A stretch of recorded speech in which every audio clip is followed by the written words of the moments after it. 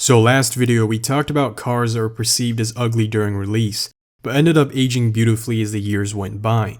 Today we're doing the inverse. Here are 5 cars that were considered beautiful upon release but are now considered rather horrendous today. The PT Cruiser.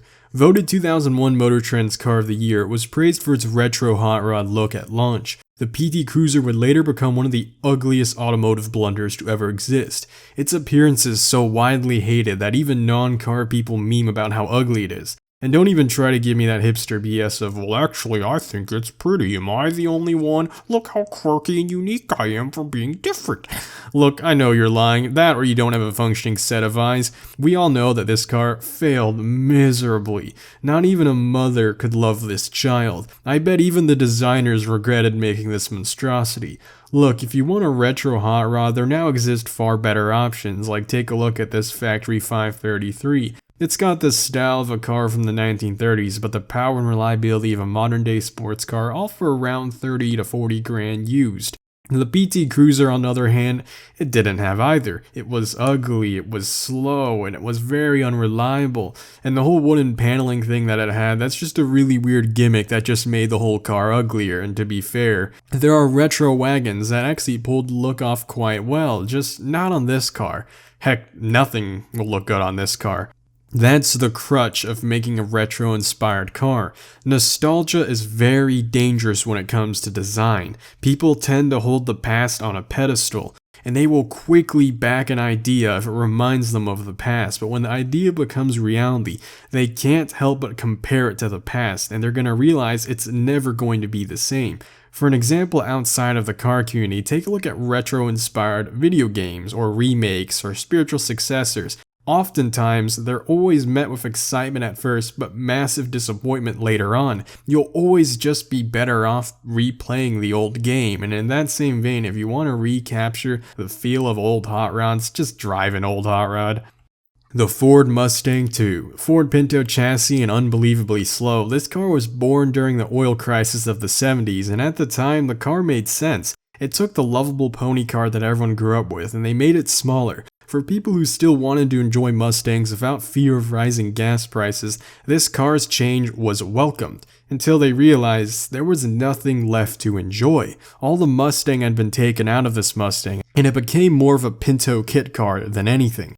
Gone were the beautiful inline-6 and lovable V8 duo. Now powering the Mustang lineup was an entry-level 4-banger and a lackluster 2.8-liter V6 for the Mach 1s. And this time, not even the V8 or the Cobra nameplate could save its reputation, as the King Cobra with its 4.9-liter V8 only made a pitiful 139 horsepower, which was unbelievably slow even for the time period. This car was quickly met with plummeting sales compared to its predecessors, and as the decades would carry on, people just genuinely forgot this Mustang ever existed. While its appearance isn't super absurd, and if you stood from a distance and squinted hard enough, it still looks like a Mustang. More of a Mustang than its successors would be, in fact, but the car had such a legacy to live up to, especially when compared to the success of the first generation and that massive lineage it created, that you can't help but feel disappointed looking at the Mustang II.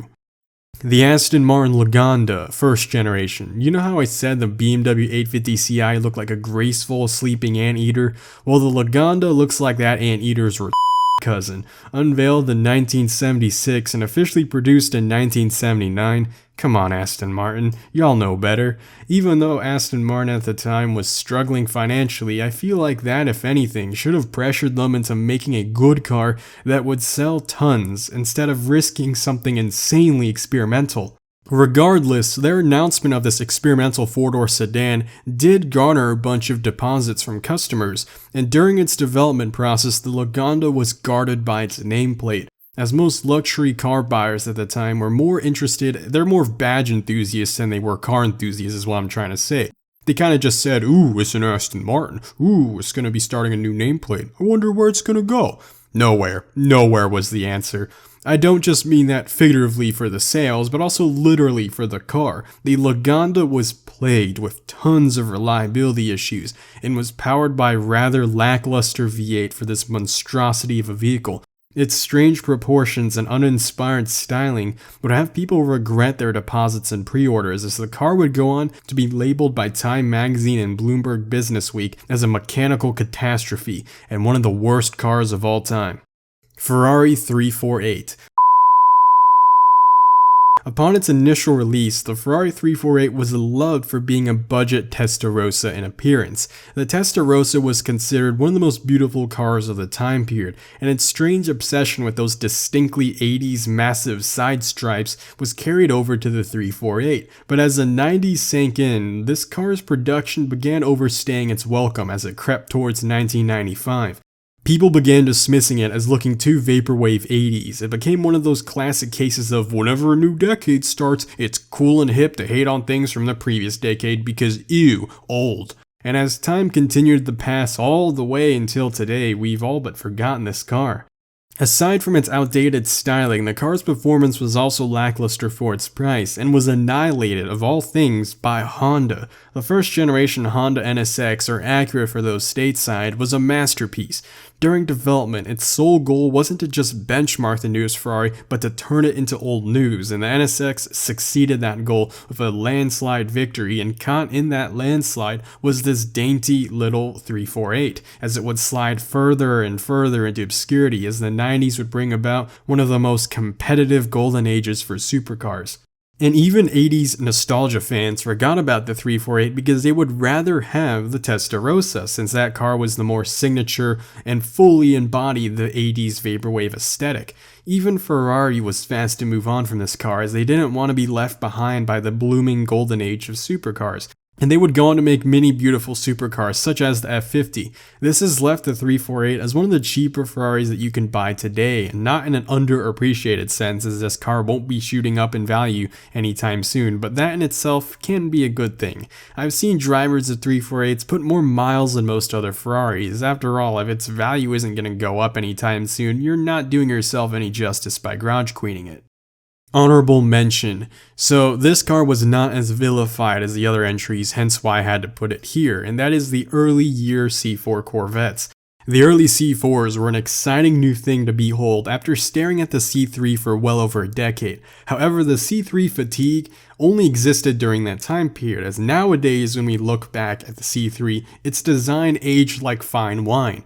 While the late year C4s would go on to gentrify a lot of the car's strange lines, the early years were definitely considered to be beautiful, quote unquote, because it was replacing something that people were just tired of seeing, aka the C3s, and it was just a matter of latching onto something because herder, it's new. But once that newness faded, they realized its appearance was actually more tiring than the late gen C3s.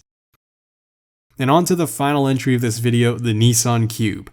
Praised for its quirky cube look, the Nissan Cube was a reimagining of boxy cars of the past, but brought into the modern age. And just like how I explained with the PT Cruiser, retro-inspired things usually end up pretty horribly. These cars, however, did actually sell fairly well, and you can find them all over the place, and at the time, they were actually fairly well loved. So well loved, in fact, that rival companies like Kia and Honda would go on to make cube-shaped cars to compete against it. There was a decent size audience base for this car, and they still remain today.